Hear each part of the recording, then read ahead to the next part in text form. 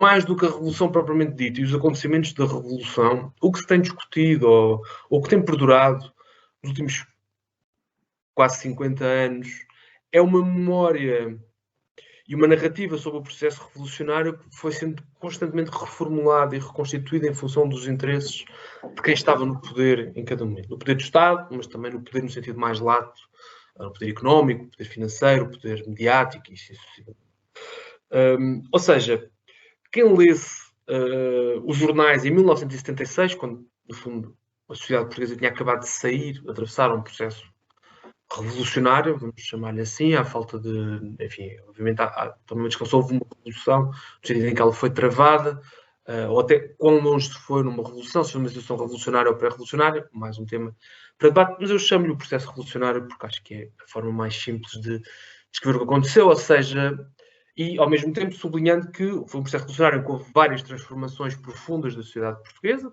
acho que nós estamos mais ou menos a par, ou seja, houve uma transferência do poder económico, sobretudo dos grandes grupos empresariais criados durante o fascismo, para a órbita do Estado.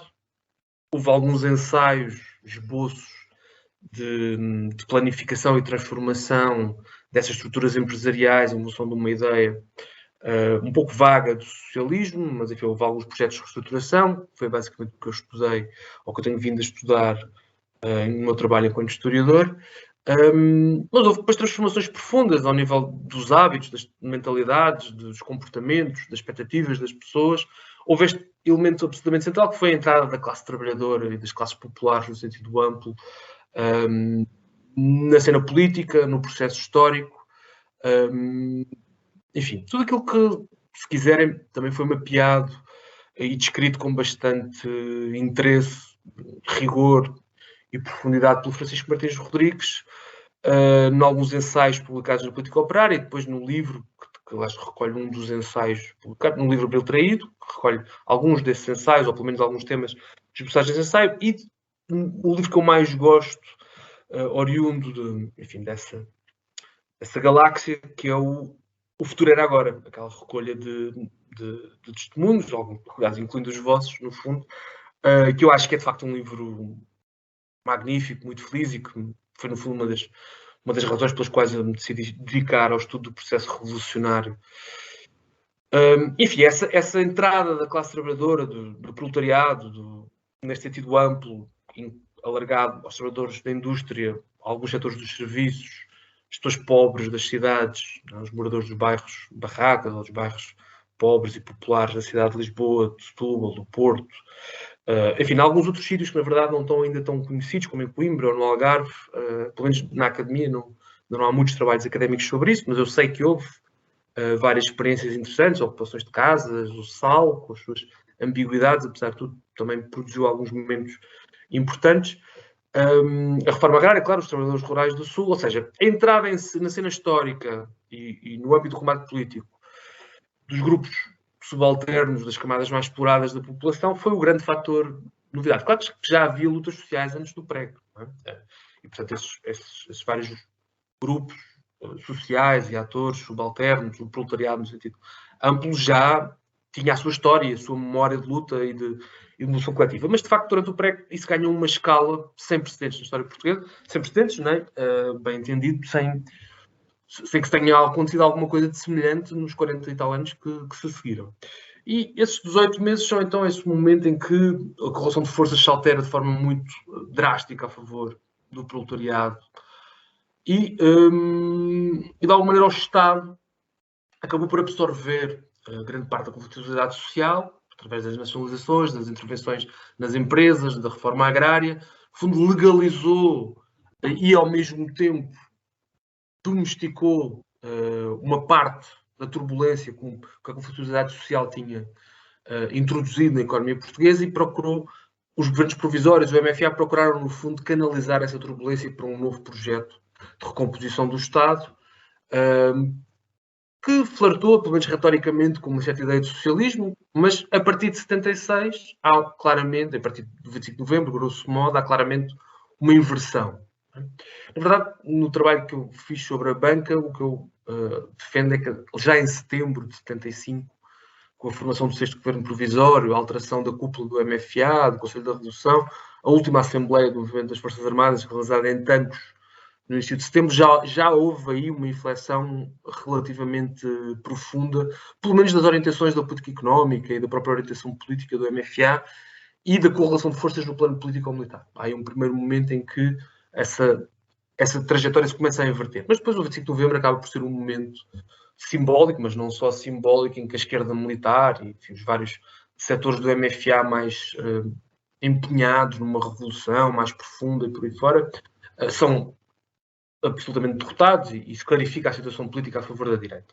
Mas quem lê os jornais em janeiro, fevereiro, março, abril de 66, ainda durante o verão de 66, não encontraria uma narrativa sobre o processo revolucionário uma lenda negra, no fundo, tão consistente e tão desenvolvida como aquela que viria a ganhar forma nos anos posteriores. Na verdade, quando se leu a tomada de posse, o programa do primeiro governo constitucional, formado pelo Partido Socialista e liderado pelo Mário Soares no verão de 76, nós não vemos ainda nenhuma referência assim, propriamente negativa ao gonçalvismo, ao sucesso da Revolução, esta ideia de que a Revolução foi longe demais, destruiu a estrutura empresarial, criou graves problemas económicos. O que se vê é Mário Soares a garantir que os socialistas não pactuarão com uma recuperação capitalista, que é necessário planeamento económico para prolongar a Revolução e aprofundar a Revolução e garantir a transição para o socialismo.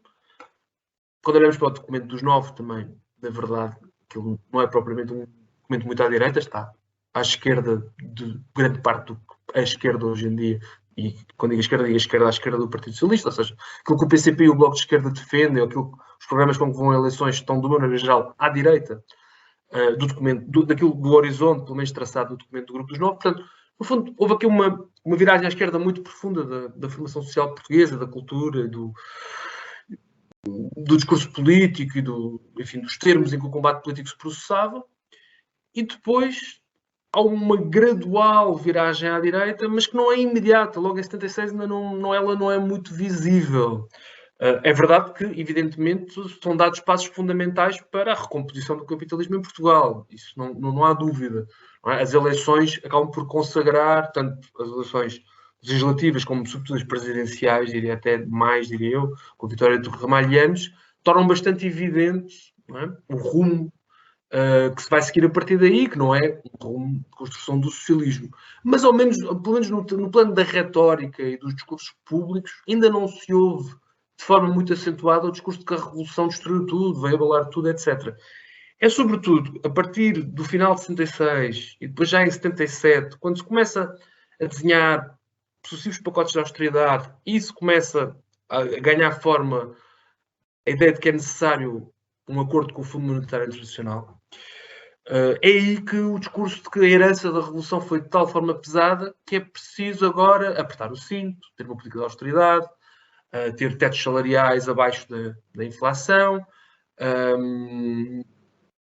criar uma política recessiva que vai aumentar o desemprego, devolver empresas que foram intervencionadas pelo Estado aos seus antigos proprietários, limitar a propriedade da posse das unidades coletivas de produção e devolver alguns terrenos também aos seus antigos proprietários, ter um novo Código de Investimento Estrangeiro favorável ao investimento, ou seja, favorável ao capital.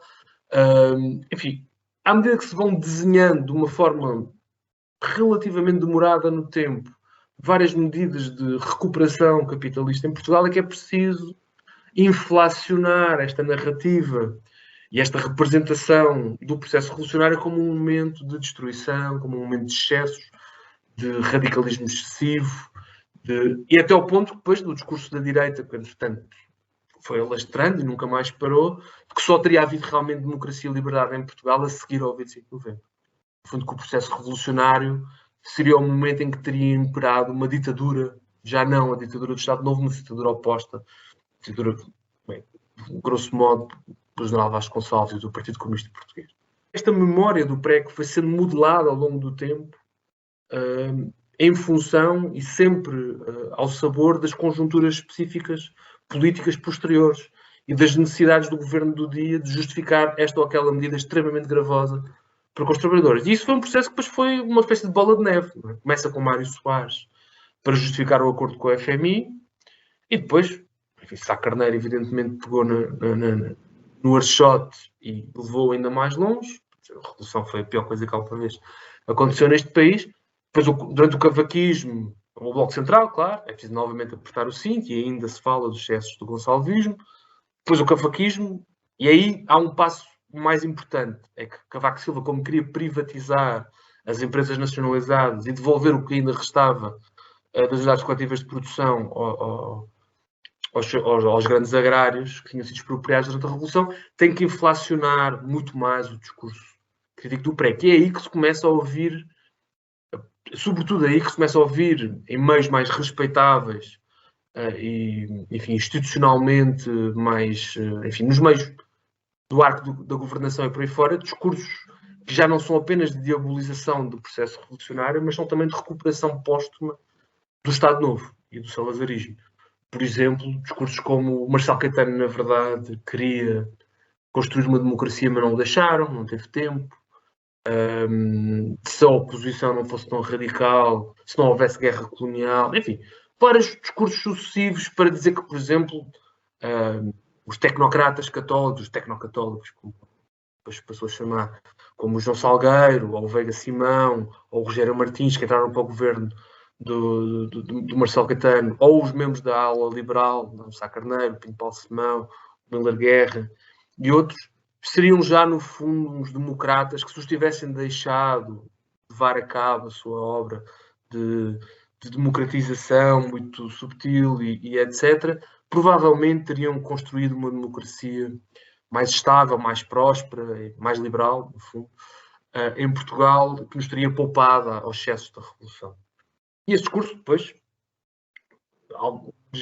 Vasco Polido Valente, por exemplo, escreve um grande ensaio sobre Marcelo Caetano, que publica numa revista chamada Capa, que é dirigida por Miguel Esteves Cardoso. É um dos momentos em que esse discurso ganha ali um certo foro de uma exceção de credibilidade académica, se quiserem, mas já tínhamos uma certa reabilitação de José Miguel Júdice, por exemplo, que se tornou dirigente do PSD nos anos 80. E depois é isto, durante o cavaquismo isso ganha uma grande força. Nos 20 anos do 25 de Abril, em 1994, quando se vê os PIDs a ir à televisão e por aí fora a serem condecorados pelo Cavaco, esse discurso está em plena força. No final dos anos 90 há uma certa reação contra isso. Eu lembro-me que os 25 anos do 25 de Abril, isso já me lembro bastante bem, porque já era, enfim, adulto, há um grande esforço para contrariar esse discurso, mas enfim, a direita nunca a mais abandonou, e certos setores do PS, se não todos, na verdade, nunca mais abandonaram esta ideia do PREC como um momento de loucura, transe coletivo, não é? É uma expressão de Pérez Ferreira, por exemplo, um historiador respeitável, foi o meu professor do PS, ou a ideia de que se vê os dias loucos do PREC, os excessos de Abril, e assim sucessivamente. E enfim, e essa narrativa acaba por ser uma espécie de camada que recobre toda a memória do PREC e que nos impede de discutir os acontecimentos, que é aquilo que eu, enquanto historiador, me interessa mais, mas não apenas enquanto historiador, porque evidentemente, enfim, eu, em caso de dúvida, eu não sou quando escrevo sobre a Revolução no âmbito da academia, tenho evidentemente de respeitar um conjunto de regras e procedimentos de demonstração, de argumentação, citação de fontes, sustentação do argumento e por aí fora, que não são os mesmos que como militante pode fazer, embora eu também seja um militante, não é? Portanto, procuro acabar com essa, ou de criar aqui uma zona de indistinção entre as duas coisas, mas evidentemente, em caso de dúvida, tenho sempre que cumprir os procedimentos da academia. Mas enquanto historiador, mas também enquanto militante, o que eu estou interessado é discutir as circunstâncias mesmo dos acontecimentos do PREC. Por exemplo, a greve que houve na TAP no final de agosto de 74, que foi reprimida pelos militares, pelos paraquedistas e pelos comandos, que entraram no aeroporto com chaimites, Salgueiro Maia era um deles, Jaime Neves era outro, e obrigaram os trabalhadores a voltar ao trabalho. A militarização do aeroporto, depois a organização da grande manifestação de 12 de setembro da Lisnave, que depois levará à criação de Interempresas e depois à grande manifestação de 7 de fevereiro de 75. Enquanto historiador, mas também enquanto comunista, sempre me interroguei porque é que não houve uma continuidade de interempresas durante o processo revolucionário. Ou seja, vê-se a sigla a emergir novamente já durante o verão de 75, mas dá a ideia que quando chegou o momento mais ou menos decisivo durante o verão e o outono de 75, essa estrutura que federava as comissões de trabalhadores, sobretudo da cintura industrial de Lisboa, desapareceu de cena e deu lugar a uma multiplicidade de estruturas. O MRP tinha a sua própria, enfim, congresso das comissões de trabalhadores, o PC criou o secretariado da cintura industrial de Lisboa, mas já não vemos essa grande organização criada a partir das comissões de trabalhadores e, portanto, solidamente implantada nas principais fábricas, ou em algumas das principais fábricas do país, a agir como um ator autónomo, com uma voz própria, a mobilizar e enfim, a organizar a luta dos trabalhadores. Porquê? Eu nunca cheguei a perceber muito bem. O Miguel Pérez tem uma tese de mestrado sobre as questões de trabalhadores, mas para precisamente na manifestação de interempresas e, portanto, deixei isso por explicar. Isso é o tipo de coisa que eu sempre me interessei, é o tipo de coisa que, enfim, a historiografia não tem pegado muito, porque está mais interessada em discutir se houve ou não excessos, se foi ou não uma revolução, se foi um golpe de Estado e depois uma tomada do poder pelos comunistas e assim sucessivamente. Mas é esse tipo de momentos que se furtaram um bocado à lógica do controle, à lógica da polarização entre o PCP e o PS, ou entre a esquerda militar e o Grupo dos Nove, o Copcon e o Grupo dos Nove, que me tem interessado mais. Por outro lado, de vez, ocasionalmente dedico-me a estudar aqueles momentos do processo revolucionário em que a polarização política atingiu níveis mais intensos, já não tanto a polarização em termos de luta de classes, ou não apenas luta de classes, mas coisas como o 28 de setembro, o 11 de março, o 25 de novembro. Tenho escrito algumas coisas sobre isso. Mas acho que a revolução continua, o processo revolucionário continua a levantar algumas questões que estão um bocado para lá dos testemunhos individuais que cada ator possa dar sobre como é que o experimentou no seu local de trabalho, na zona onde vivia, enfim, no seu ativismo, missão de moradores, etc. Mas que são mais como é que esses movimentos de base, de classe, ganharam força em determinados momentos para subverter a lógica do jogo e determinar os acontecimentos, e como é que noutros momentos foram, pelo contrário, transformados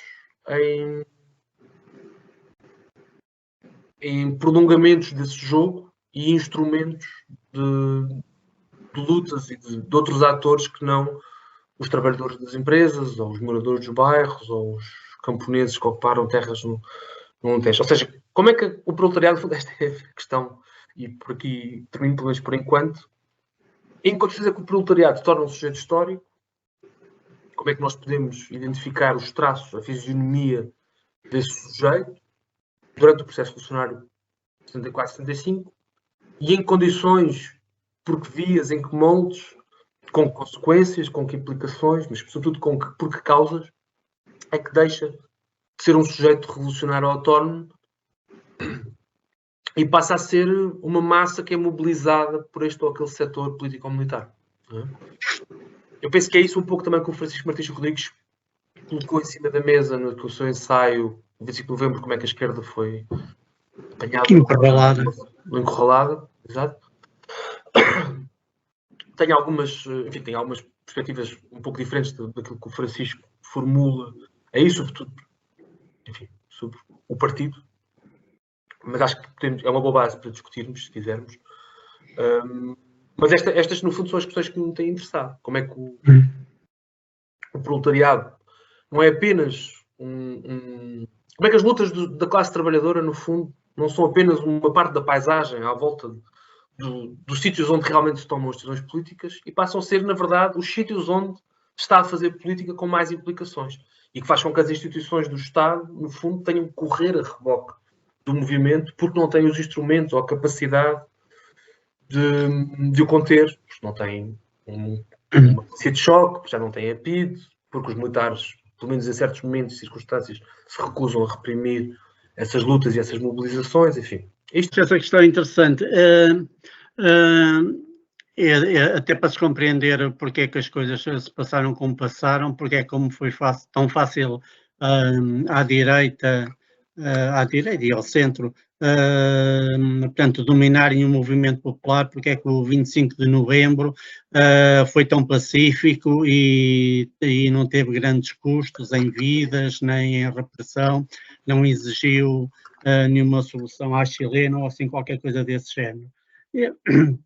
Quer dizer, eu acho que a explicação, portanto, é esta. Há uma primeira fase que segue ao golpe de Estado, em que há a repressão das pessoas, elas não obedecem a nada, aproveitando a desorganização, a incapacidade do aparelho de Estado se impor e poder fazer vingar a sua vontade, não tem polícias, não tem autoridade, o exército não está nas suas mãos, não dispõe de instrumentos repressivos. E é o movimento popular que aproveita esse vazio e rompe, vai avançando, saneando, impondo coisas, travando tentativas de fazer regressar o processo, de fazer regredir o processo, 28 de setembro, 11 de março. A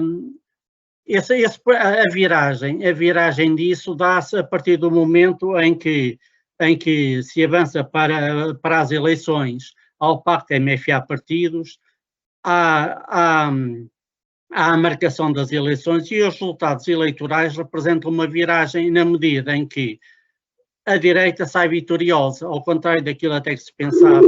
A esquerda, nas suas diversas tonalidades, portanto, PC e tudo o que estava à esquerda deles, são derrotados, têm, quer dizer, a sua votação não chega a um quarto, dos votos expressos. E qual é a alteração? Este dado permite, portanto, alterar a correlação de forças. Portanto, até aí assim, havia uma legitimidade, chamemos revolucionária, portanto, o MFA, que era quem decidia as coisas, ia a reboque da vontade popular, porque havia um vazio legal, quer dizer, e da autoridade. A partir das eleições, a direita é vencedora, o PS é o partido maioritário, o PS tem alguma expressão, e então vem o argumento de que os comunistas, a extrema-esquerda, não podem impor a sua vontade ao resto do país, e os que detêm, nesse caso, dentro, portanto, das Forças Armadas, aquela unidade que existia, chamemos de unidade, que existia anteriormente a esse processo, começa a dividir-se, começam a haver clivagens, há uns que defendem, aparece o setor hotelista, não é? Que, sim senhora, a gente deve dar atenção, portanto, àquilo que é o movimento popular e deve-se apoiar no movimento dos trabalhadores, no movimento popular, mas há o setor maioritário das Forças Armadas que adere às teses centristas do PS, de que o país pronunciou-se sobre determinada alternativa, então nós temos que começar a atuar de acordo com essa alternativa. E eu acho que é assim esse processo, porque a partir daí, com os governos que vêm, os governos provisórios, o Vasco Gonçalves, a preponderância do PC no governo, que aparentemente dá uma ilusão de que a revolução se está a aprofundar, as capistas de Abril estão a aprofundar, a reforma agrária, portanto, tem um processo de ocupações explosivo e essa história toda. Esse processo é um processo cada vez mais comandado de cima e menos por iniciativa popular. PS e PCP portanto, não se declaram frontalmente contra os excessos, dizem que há excessos, mas não são contra a reforma agrária, não são contra os saneamentos, não são contra as nacionalizações, quer dizer, não se declaram contra isso, mas querem que elas se façam dentro de determinadas normas. O PS acha bem que sejam nacionalizados e que se façam expropriações, mas que os proprietários sejam indemnizados, ao contrário do que o movimento popular quer. que não quer nada disso. Os gajos são os gajos que durante 40 anos nos lixaram, nos deram porrada, não deram contemplações nenhumas connosco, não há razão nenhuma, a terra é de quem a trabalha, não é deles, são os exploradores. Portanto, e há esta clivagem, e o PC, entre estas duas correntes, joga ali assim no meio. A reforma agrária, por exemplo, a Lei Barreto, ela que foi para liquidar a reforma agrária, ela não aparece frontalmente contra as ocupações, ela quer a distribuição da terra, mas quer a distribuição da terra, não a unidades de produção, não em que há o controle, que essa reforma agrária seja feita através do controle e da posse coletiva da terra, mas distribuindo os latifúndios, dividindo-os e distribuindo-os a pequenos proprietários. E isto é uma visão completamente diferente, porque isto permite reconstituir a propriedade, como se viu, porque depois a história de distribuir a terra aos pequenos camponeses, eles não têm capital, mas os que têm capital começam a adquirir as propriedades. Isto se passa no campo, na reforma agrária, no holandês, começa-se a passar nos outros setores da economia, portanto, toda aquela recuperação, a refeitura dos monopólios, assenta exatamente nesta ideia de que há que indemnizar os que foram as propriedades, essas indemnizações vão ser para que os antigos proprietários recuperem poder económico e e comecem a retomar posse daquilo que foi seu, ao mesmo tempo que o controle da banca, que supostamente era para desenvolver a economia ao serviço dos trabalhadores e essa história toda, mas a banca começa a funcionar em termos de rentabilidade económica. Portanto, vai lá uma cooperativa pedir crédito para isto, ela não tem nada para garantir esses créditos. Portanto, esses créditos são sucessivamente negados. As cooperativas começam a sentir, da produção, começam a sentir necessidades para os seus produtos, não têm redes de escoamento do campo para a cidade, por exemplo. Portanto, e a pouco esse setor nacionalizado, controlado pelos trabalhadores, seja do campo, seja da indústria, começa a ser asfixiado. E quando aquilo entra em dificuldades, eles chegam lá com o dinheiro, os antigos patrões, os Melos, a Lisnavo, uma série de empresas que é só recuperado e depois fazem nele aquilo que entendem, que depois algumas são liquidadas e eles transformam aquilo em outra coisa e viram os negócios para o outro lado. Eu acho que é este processo que explica essa viragem, que depois, do ponto de vista militar, também se traduz, portanto, da divisão das Forças Armadas. Portanto, há o grupo que defende, portanto, do hotel, do COPCOM, que defende, de facto, o poder popular. Portanto, as Forças Armadas estão ao serviço do povo, estão ao serviço da vontade popular, o poder assenta em órgãos de vontade popular. Há o documento do povo MFA, da Aliança Povo-MFA, em que tem grande peso o PCP, que tem uma visão completamente, que já não assenta em instituições do Estado, do aparelho de Estado, sensível, portanto, aos interesses populares, aos interesses das comissões dos trabalhadores, das reformas agrárias, mas essas comissões começam a ser controladas, institucionalizadas, regulamentadas, elas começam a ser asfixiadas, a sua iniciativa, aquilo que elas tinham de transformador, de insurrecional, portanto, começa a ser colocado entre vaias, através da regulamentação de leis, como é que se elegem as comissões de trabalhadores, qual é o seu âmbito, como é que elas podem atuar, portanto, é esse processo que começa a asfixiar e faz com que, quando chega o 25 de novembro, as coisas sejam tão fáceis. A parte mais extrema,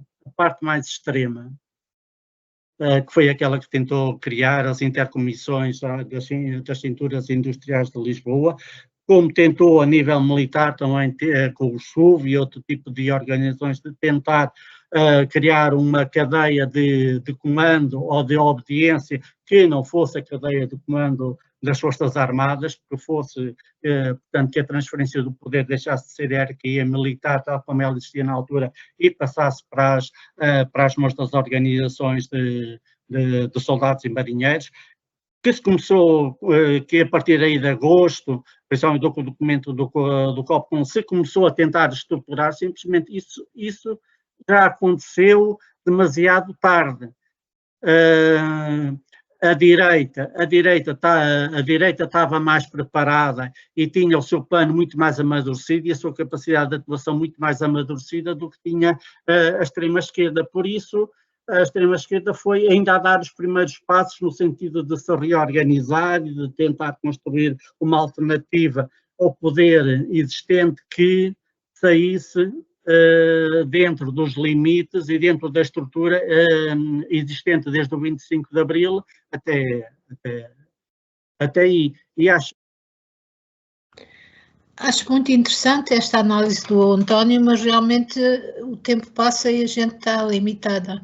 Eu queria pôr uma questão ao Mário, que não tem diretamente a ver com isto, mas que tem a ver com o facto de tu te interessares por essa matéria e alguns académicos além de ti, como o Pérez, João Madeira, eventualmente a Paula Godinho, enfim, contam-se pelos dedos as pessoas que na academia tratam deste assunto. Mas há uma pessoa que sobressai nisso tudo, que escreve livros, tem teses, traduz noutras línguas, que é a Raquel Varela, que tem interpretações, quanto a mim, muito discutíveis sobre aquilo que ela chama a Revolução dos Escravos, que não foi revolução nenhuma, como tu disseste, ainda está para saber se foi um processo revolucionário ou se foi só um processo.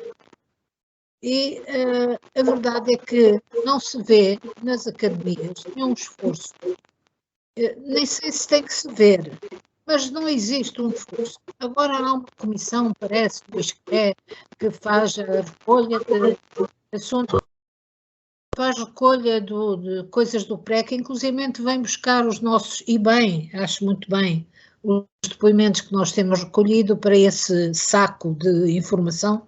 Mas a questão que eu ponho é, nós aqui tentámos criar e criámos um movimento que fizesse a comemoração, a celebração do PREC, justamente para contrariar toda essa contra-informação que tu descreveste na tua intervenção, mas na realidade o que nós quereríamos fazer face às comemorações oficiais que vêm aí em 2023, 2024, que são comemorações que neste momento estão dirigidas por Adão e Silva, que é um homem de direita francamente reacionário.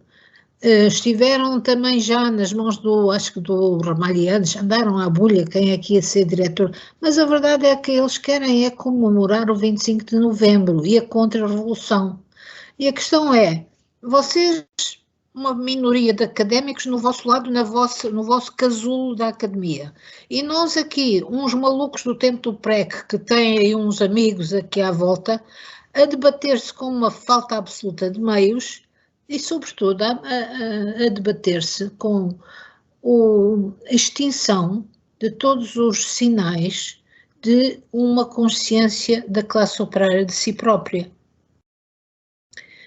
E na ausência de qualquer sinal possível de uma renovação ou uma repetição de um surto revolucionário aqui em Portugal e no mundo em geral. Então, a questão que eu te ponho, Ricardo, é, tu como historiador e como militante, tu definiste muito bem e eu acho que a tua definição é mesmo essa. E nós, como tu conheces-me a mim, conheces o António, conheces todas as pessoas que são aquelas que ainda estão vivas na cabeça, no corpo e na cabeça, né, do PREC, diz-me lá como é que a gente vai fazer frente a essa avalanche que vem aí e que vai lançar ainda mais terra e mais calúnias sobre o PREC. Não há aqui uma articulação que possa ser feita, não há aqui uma possibilidade de articular esforços entre os vários atores desta tentativa de resistir. Pergunto. Obrigado, Ana. Bem, eu acho que sim, que há coisas que se pode fazer e que podem dar frutos importantes. Não é? Institucionalmente eu não estou a ver, posso estar enganado, um centro de investigação a querer colar-se a uma celebração do processo revolucionário, 74-75, que tenha como horizonte precisamente, pronto, que tenha mais, que corresponda àquilo que estás a dizer. Mas nós estamos constantemente a pedir financiamento e quem nos avalia, não é? É uma lotaria, nunca sabemos quem é, e pronto, é anónimo, isso eu não acho mal, mas sobretudo não é fácil convencer um júri que decide estas coisas, que a investigação que nós estamos a fazer é extremamente importante. E depois é muito difícil, mas mesmo muito difícil publicar. Eu tive muitas dificuldades em publicar a minha tese de doutoramento, já alterada, pensada para o grande público, publicada em livro. Porque, no fundo, a maior parte dos editores vende-se poucos livros, compram-se poucos livros em Portugal, por múltiplas razões, que começam, acho, pelo preço dos livros, mas não se ficam por aí. E os editores, de uma maneira geral, se não és alguém que aparece na televisão, acho que este tipo de notoriedade é muito acarinhado pelos editores e pelos... Eu trabalhei já numa grande... Bom, acho que posso dizer, não há problema. Trabalhei na FNAC e eu lembro-me... Isto foi em 2005, mas hoje em dia, quando lá vou, já não vou muitas vezes, mas de vez em quando lá vou, mas já na altura era um fenómeno que se via, que se notava, e hoje em dia acho que ainda é maior, que é os livros que estão em exposição, o nome do autor é cada vez maior, muitas vezes é muito maior do que o nome do título do livro, tem muitas vezes a fotografia do autor e é invariavelmente alguém que aparece na televisão, que é familiar às pessoas e, portanto, os editores e os vendedores de livros jogam muito com esta coisa de vou vender um livro e a pessoa vai comprar porque já sabe quem é aquela pessoa e já sabe provavelmente o que aquela pessoa vai dizer. Eu acho que também um pouco com o sucesso da Raquel no plano editorial está relacionado com isso, não é? Ou seja, para um editor é muito mais interessante publicar o livro de uma figura pública com bastante destaque mediático do que publicar o livro de alguém que não seja muito conhecido. E reparem, a maior parte dos editores também não está propriamente a par dos debates historiográficos sobre o processo revolucionário, portanto não faz a mínima ideia se aquilo que Raquel está a vender é sólido ou não, é consistente ou não. Alguns farão, outros menos, mas no final o que vai ser mais importante, acho eu, é consigo vender este livro e ganhar dinheiro com ele ou não. E esta pessoa, que é uma figura pública, dá muito mais garantias. E, portanto, a Raquel, apesar de tudo, ainda é historiadora, não é? Ou seja, na verdade, diz quase tudo do que ela diz sobre o PREC. Esta história do povo na Revolução parece-me uma coisa muito, muito frágil. E a tese do doutoramento dela sobre a história do PCP na Revolução dos Escravos, acho que é uma história elitista da Revolução Portuguesa, é uma história do que a direção do PCP foi dizendo ao longo do tempo, não nos dá uma história sequer dos militantes, organizações de base, etc.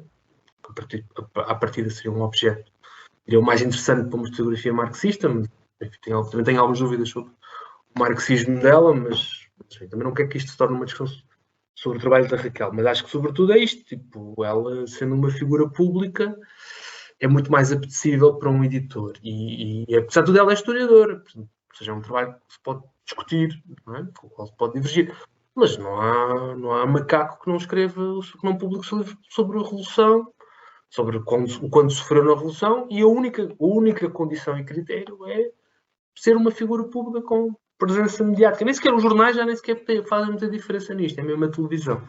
Por exemplo, sobre aquilo que o André estava a dizer, o António Barata estava a dizer, eu estou globalmente de acordo. Mas o meu ponto e a minha questão, não sei se querem ter este debate agora ou se querem simplesmente continuar no rumo que a Ana, entretanto, no fundo, propôs, que é um pouco diferente, que é como é que fazemos... Os nossos convidados falam daquilo que eles querem, okay. Estás à vontade. Ok.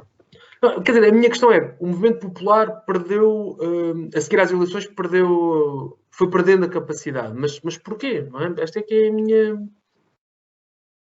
minha questão. Porque, apesar de tudo, houve momentos bastante intensos, não é? Os SUV, aquelas ocupações dos quartéis no Norte, o SICAP, o RASP e por aí fora. Posso dar uma explicação? A minha ideia é esta. O movimento popular surge imediatamente após o 25 de Abril, praticamente no próprio dia, no dia seguinte e por aí acima, sem parar, justamente porque estava sem fronteiras, sem limites. A burguesia estava em crise profunda, ainda não conseguia recompor-se, os partidos políticos, à exceção do PC, estavam absolutamente incipientes, alguns ainda nem existiam, e o movimento estava a desenvolver-se por si próprio, por criatividade, por necessidade, por imaginação, e quanto menos obstáculos tinha à sua frente, mais se desenvolvia. Até que se chegou pronto, o conflito tinha que se começar a delinear, e quando tu falas do mês de setembro de 75, justamente essa é a viragem, agosto de setembro, em que finalmente, pela boca dos 9, mas não só, a burguesia se dá conta de que, não conseguimos parar isto só com leis e eleições e partidos. Temos que dar o contragolpe, temos que assustar esta gentalha toda para eles pararem. Eles podiam recorrer a eleições, havia muitos recursos ditos democráticos antes de passar ao golpe militar, mas eles tinham a percepção de que o cancro, do ponto de vista deles, estava dentro da própria força militar. Quer dizer, os militares estavam ao lado do movimento popular, e o movimento popular só podia extinguir-se se se extinguisse a revolta dos militares ou a agitação militar. Então foi preciso ir buscar um militar e fazer um golpe militar, prender centenas de oficiais e milicianos e portanto aí o aparelho de Estado recompõe-se, os militares entram nos quartéis e os partidos, e aqui não excluo nenhum partido, os partidos também percebem a mensagem, e a mensagem é: não podemos continuar a apoiar este movimento popular porque isto vai recair sobre nós, e a coisa é tentar modelar, adaptar o movimento à nova situação política que foi criada com o golpe.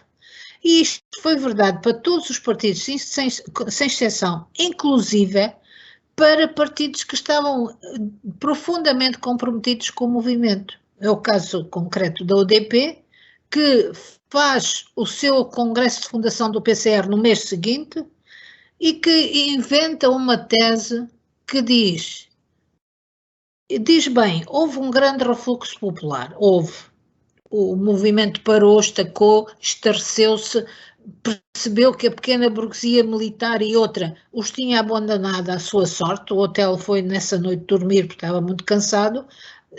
Todos os partidos acabaram por dizer não à guerra civil, incluindo a UDP, e esse proletariado ainda um pouco difuso, um bocadinho muito inexperiente, muito ingênuo, percebeu que não tinha ninguém a seu lado de uma forma séria e definitiva.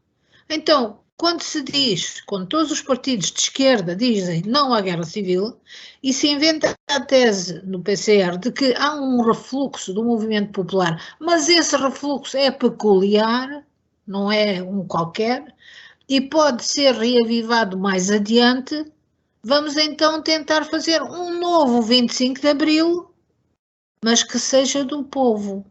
Isto é, que não seja da classe operária, que não seja do movimento proletário, seja o povo todo unido, jamais será vencido, etc. Então acho que isso explica porque é que houve uma ordem interna para deixar cair a empresas. E a Inter havia também uma para as conquistas da habitação, Inter não sei o que, já não sei como é que se lembra, como é que se chama. Mas isso, digamos que é a segunda história do PREC, porque há uma história pública, política, cívica, de manifestações reais, greves, ocupações, declarações de trabalhadores, etc. E há uma história que ainda está para ser contada, das forças que dentro do movimento o influenciaram no sentido de, em paralelo com o movimento contra-revolucionário da burguesia dominante, acabar por desarticular ou despoltar os aspectos mais fraturantes, mais revolucionários do movimento. E então surge, por exemplo, no caso da UDP, a ideia da corrente sindical de classe, que já era uma coisa do PREC, mas que foi transformada em vamos fazer uma corrente que faça oposição ao reformismo da CGTB e vamos ter uma tendência para entrar na direção, como entrou. É aquilo que o Chico chamava as moscas conquistaram o papel mata-moscas. Esta questão, quer dizer, há um outro fator que também é importante, que tem a ver com a educação que as pessoas têm e com a predisposição que elas têm para resistir. As chamadas conquistas de Abril, as nacionalistas, portanto, aquilo foram as conquistas populares, portanto, durante todo o PREC, elas foram feitas de uma forma muito fácil. Não houve grandes custos, não houve grandes enfrentamentos, não houve custos humanos, porque, quer dizer, essa facilidade, por outro lado, quer dizer, como tu não tiveste que arriscar muito, o teres conseguido aquilo não te saiu muito do pelo, também tem em contrapartida que é também muito mais fácil tu largares aquilo. Porque, por exemplo, um exemplo prático, tu fazias uma ocupação, fosse o que fosse, ocupavas uma casa, por exemplo, que era aquilo mais em Lisboa que acontecia, mas acontecia como uma empresa, numa propriedade agrícola, qualquer coisa. Tu ocupavas aquilo e a coisa corria mal. E a coisa correr mal significava o quê? Significava aparecer lá a polícia ou a GNR para te expulsar de lá. O que é que tu fazias? Agarravas nos calhaus e naquilo que estivesse à mão para andares à porrada com os polícias e tentar enfrentá-los? Não. Agarravas no telefone, telefonavas para o quartel mais próximo em que tivesses confiança. Olha, então aqui assim a gente fez isto, está aqui assim a polícia e não sei o quê. Passado um bocado aparecia lá uma berlê, portanto um carro lá com uns militares que corriam com a polícia e pronto, a coisa estava resolvida. Portanto, havia portanto, esse movimento popular quer dizer, era um movimento popular de certa forma tutelado, não é? Ele precisava e era esta a ideia da aliança Povo-MFA defendida pelo PC, assentava precisamente nesta ideia de que os militares fazem, o povo apoia, os militares são sensíveis àquilo que o povo quer, o povo faz e eles dão cobertura. E era esta ideia. Quando essa cobertura falhou, com o 25 de novembro, a coisa caiu. Caiu. António, posso só introduzir aqui uma nuance ou seja, eu estou de acordo com o que estás a dizer, mas houve momentos em que essa simbiose entre o povo e as Forças Armadas não estava propriamente muito clara, ou seja, variava em função das circunstâncias. Eu dei o exemplo da TAP, não é? Em que o MFA, o COPCON, na verdade, mete chaimites, paraquedistas, comandos, obriga os trabalhadores a voltar ao trabalho, ficam no aeroporto, portanto, militarizam, são submetidos ao regulamento de disciplina militar, ou alguns foram presos, a questão os comitês operários de base, aquele pessoal do MES, no fundo, mas não só, tanto quanto sei, foram mesmo parar à prisão. E no dia 12 de setembro, aliás, a manifestação da LISNAV, que é contra a lei da greve, também é pela libertação dos camaradas presos, etc. E ela é proibida, há ameaças, vai lá o PC tentar demover e não consegue, vai ao Ministério do Trabalho, vai à situação do MFA e mandam-lhes os fuzileiros para cima.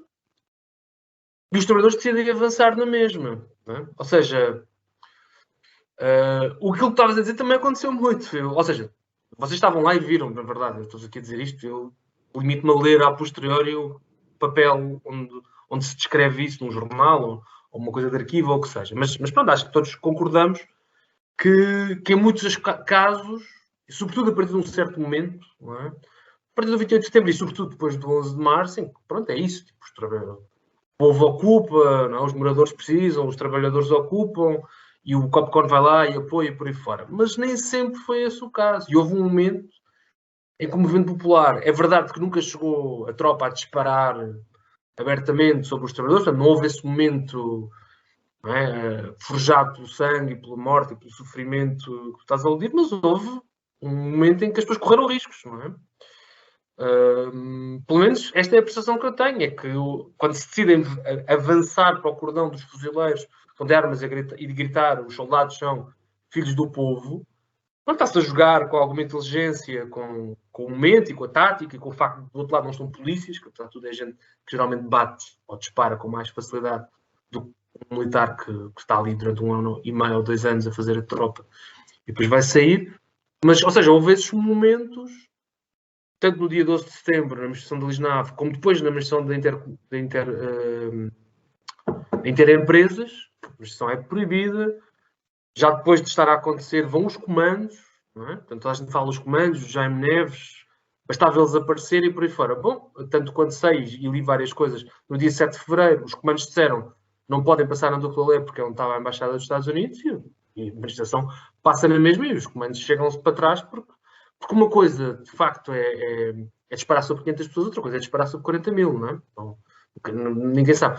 Ou momentos como o cerco da construção civil ao Parlamento, em que, apesar de tudo, já tinha havido, os comandos já tinham reprimido a manifestação dos dissidentes das Forças Armadas, 1 mês ou 2 anos, mas depois, quando foi para ir ali à Assembleia, lá a São Bento, receberam ordens para ir, não, se calhar não vamos, não é? Ou saltar à Embaixada de Espanha, enfim, houve vários momentos em que a coisa transgrediu. É verdade que não chegámos a ver grandes confrontos entre um esboço de repressão e o movimento, não é? Ou seja, nunca chegou a acontecer aquilo que aconteceu na Grécia em 73, não é? Os tanques foram e reprimiram e entraram na universidade e por aí fora, e isso, de facto, marca a cultura política grega, que a torna muito mais radical em vários aspectos do que a portuguesa, não é? Mas isso não quer dizer que durante o processo revolucionário não tenha havido momentos em que as pessoas tenham corrido riscos, não é? Para precisamente conseguirem reforçar a sua posição, conquistar um objetivo estratégico, etc. Mesmo no 11 de março, não é? As pessoas esquecem-se frequentemente que num cenário em que já há tiros, em que o quartel está a ser bombardeado, enfim, pelo menos atacado a partir do ar, e há paraquedistas e tipos do RAL-1, na altura, depois RALIs, aos tiros, há uma mobilização popular, apesar de tudo considerável, é que as pessoas correm alguns riscos, não é? Vão para um cenário onde há tiros e ninguém sabe muito bem o que é que vai acontecer. Pronto, ou seja, é só para dizer que o processo é mais... Eu acho que os dois têm razão. O António acentuou o lado mais fraco do movimento e tu estás a acentuar o lado mais forte do movimento. E, de facto, esses auges de mobilização popular em que não há respeito pela ordem dominante e as pessoas vão voluntariamente, supostamente, dar o corpo às balas para contestar a ordem, como foi o caso do rally. Eu lembro-me, o avião que foi bombardear o rally começou a sobrevoar a cidade às 10 da manhã. E a partir das 10 da manhã, quando se percebeu, através da rádio, que eles iam atacar o rally, as pessoas largaram tudo. Eu saí do meu emprego e uma data de gente como eu, fomos todos para o rally, sem saber se havia de haver derramamento de sangue, mas ali esse problema não era o nosso problema. Nós não estávamos preocupados com isso. Então, o que se retira disto tudo é que o movimento tinha potencialidades fantásticas, revolucionárias, como todos esses casos que tu apontaste e outros, mas ao mesmo tempo tinha, por maioria, uma grande debilidade que era depender muito da intervenção dos militares revolucionários, como a gente chamava, para defender o movimento contra a polícia e a GNR organizadas às ordens do governo e do Parlamento. A questão foi que o mal disto tudo foi que tivemos poucos momentos desses mais altos e tivemos muitos momentos baixos. Portanto, o Chico chamava-lhe a minoridade do movimento operário ou popular, estava aí, estava muito menorizada, muito inexperiente e muito dependente da proteção, do guarda-chuva protetor dessa pequena burguesia conquistada pelas bandeiras revolucionárias. Teria sido preciso, por exemplo, no 25 de novembro, resistir ao golpe. em vez de mandarem a palavra de ordem de não há guerra civil. O forte de Almada foi cercado por centenas de operários da Lisnave a pedir armas, que sabiam que havia armas lá dentro. Não lhes deram as armas, mas se tivessem dado, muito diferente teria sido essa vitória fácil do 25 de novembro dos janalianos. Portanto, a lição que há a tirar, acho eu, para um futuro surto é esse: o proletariado e as massas populares deserdadas não podem confiar na pequena burguesia revolucionária. Têm que a pôr ao serviço do movimento e têm que a comandar. Essa foi a grande falha do movimento, acho eu. Aliás, eu não estou a dizer nada de novo, estou a seguir as análises que o Chico Martins fez, mas ainda ninguém chegou a fazer uma análise melhor que esta, acho eu. Não sei se vocês viram, o António Lacerda fez um especial sobre o 25 de novembro há uns anos e que entrevistou o Dinis de Almeida e o Otelo, e era o Otelo a gabar-se de ter dado ordens ao comandante do Forte de Almada, que estava meio em pânico, meio, se calhar arma mesmo as pessoas, e o Otelo disse-lhes, se eles entrarem, dispara. Nem uma arma. Eu acho que, na verdade, essa imaturidade que tu falaste e que o Francisco evocou também se vê um pouco por aí, que é teres um dirigente como o Otelo, tudo depender, tanta coisa depender da atitude e das ações de uma pessoa tão inconstante e tão, enfim, despolitizada como o Otelo, no fundo. Mas, e que depois disso, provavelmente as pessoas não sabiam que isso era verdade, mas depois disso, o Otelo ainda foi o candidato às presidenciais que galvanizou a extrema-esquerda e que conseguiu recolher os votos, no fundo, daquele bloco mais à esquerda, o bloco da Revolução, se quisermos, não é? E isso é que também ilustra bem, ou seja, no fundo, e também, isto que estás a dizer parece-me bem, ou seja, o proletariado deve ter a sua própria iniciativa, e o seu próprio programa e bater-se pelos seus próprios objetivos. Mas também há aqui esta necessidade de ver com clareza as coisas, não é? De estabelecer, antes que os campos se possam polarizar na realidade, também é preciso que nós, em termos de análise política, sejamos capazes de identificar as várias linhas de força do que está a acontecer em cada momento. Bem, agora já é universal leninista falar e não é anarquista, mas eu acho que também, enfim, dizer que falta um Lenin também, pronto, assim também explicávamos todas as contra-revoluções e derrotas pela ausência de um grande dirigente e precisar de análise, não é? Porque Ricardo, precisamos de um Lenin, precisamos de um... E o partido? Opa, é uma ótima, como dizia o Gandhi sobre a civilização ocidental, parece uma ótima ideia, soa bem, mas repara, porque o problema depois do partido é que toda a gente acha que vai ter o seu, não é? Cada pequeno grupúsculo, não é? Acha, não, nós é que vamos ser. E na altura tem 7 organizações, todas a competir, não é? Para liderar o proletariado e as massas. E o proletariado e as massas geralmente olha para esses 7 grupos e dizer, pá, eu não quero ter nada a ver com esta gente. Por outro lado, também não estou a ver como é que se faz a coisa sem ser com esse processo de luta política, de clarificação, de argumento e contra-argumento e por aí fora. Mas havia um sociólogo francês, o Pierre Bourdieu, que tinha vários problemas políticos, na minha opinião, mas teve uma análise que me pareceu clara sobre os grupos de extrema-esquerda franceses do maio de 68. Ele era muito crítico do maio de 68 e fez uma crítica que muitas vezes era um pouco de direita. Mas tinha esta análise, ele era carteiro, então no fundo vinha da classe trabalhadora e denunciava muitas vezes os intelectuais do estruturalismo, os autocés e grande parte dos dirigentes maoístas da época em França, a Gauche Proletária e tudo mais. E ele denunciava-os como, bom, isto são burgueses que de repente vestiram um fato de macaco do operário e andam aí a fazer de conta que são proletários. Mas, para além disso, ele sublinhava esta outra coisa, que é como eles vêm da burguesia, e não apenas da burguesia, mas da altíssima burguesia, foram educados desde pequenos para mandar e comandar e serem eles a decidir. E então, em vez de serem tipo a minha empresa, não é? É a melhor empresa, não, o meu partido é que é um partido mais revolucionário, o mais radical e tudo mais. Eu acho que por vezes, essa cultura da competição, etc., vem... Ou seja, uma coisa é as pessoas terem posições claras e divergirem e debaterem, se for preciso, de forma ríspida e áspera. Eu não tenho nada contra isso, pelo contrário. Outra coisa é aquilo que nós temos vindo a assistir e que eu, pelo menos desde o início da minha socialização política, vejo, que é um pouco esta ideia da competição e de marcar a posição e de ter um poderzinho e mandar e decidir quem é que faz o comunicado. Que muitas vezes, uma coisa é quando tens uma ideia muito clara, não é? Da clivagem que existe e das divergências que existem. Outra coisa que me parece mais comum é uma coisa que tu não consegues realmente explicar a uma pessoa que esteja fora das várias clivagens à esquerda as razões pelas quais tu diverges daquela pessoa. Muitas vezes tu ouves um militante de extrema-esquerda, infelizmente há cada vez menos, mas já houve mais, eu não me lembro quando havia mais. Um militante de extrema-esquerda a falar de uma determinada organização rival, e há pouca política ali, não é? Quase sempre um juízo moral qualquer, ou falta de, não é? Um juízo de caráter, não, eles são este e aquilo e por aí fora. E acho que é uma boa maneira de construir uma organização revolucionária, com uma boa teoria, uma implantação. Uma boa teoria no sentido de um conhecimento profundo da realidade e das classes, a capacidade de analisar o que é que está a acontecer em cada momento, esse tipo de teoria, não uma teoria de citar os clássicos. Teoria de algo que se faz, uma coisa viva.